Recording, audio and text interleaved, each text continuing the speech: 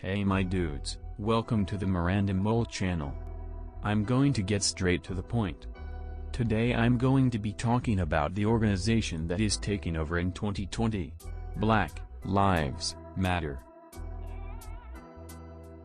It is a commonly known fact that every human life has value.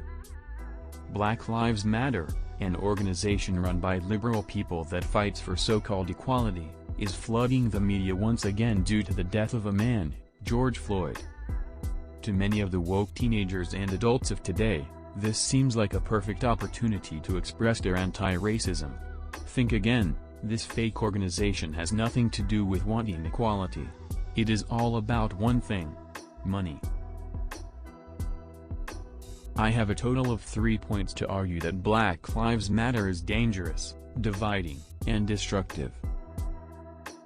My first point is one that I would think people would be very concerned with, but few seem to ask or even care. Black Lives Matter has raised $250 million in the past few months. Good for them. Where exactly is all of the donated money going to?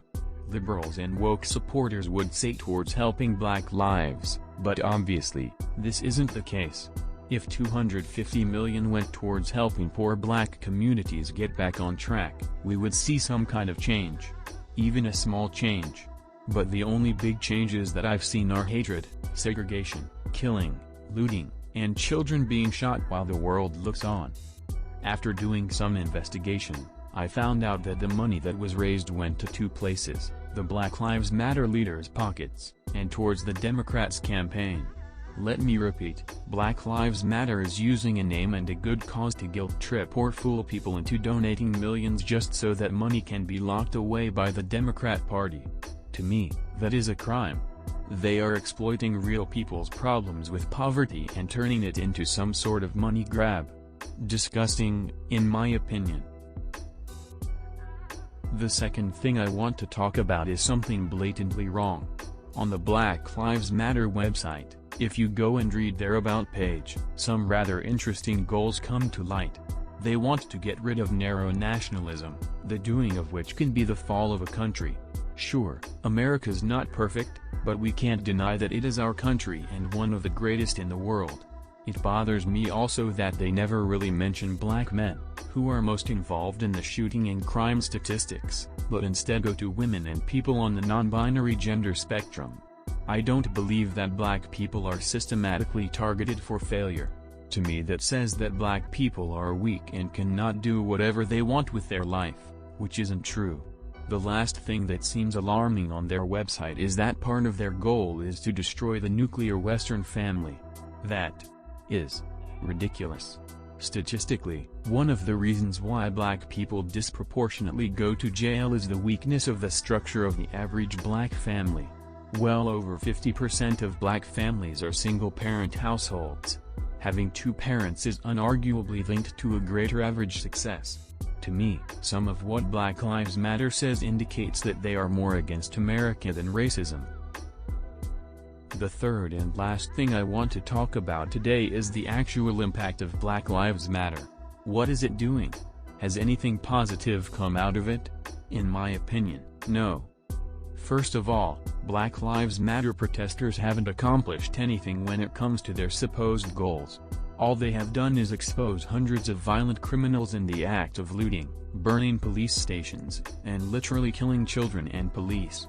Woke supporters might say, they've brought people together, they've opened conversation, blah, blah blah.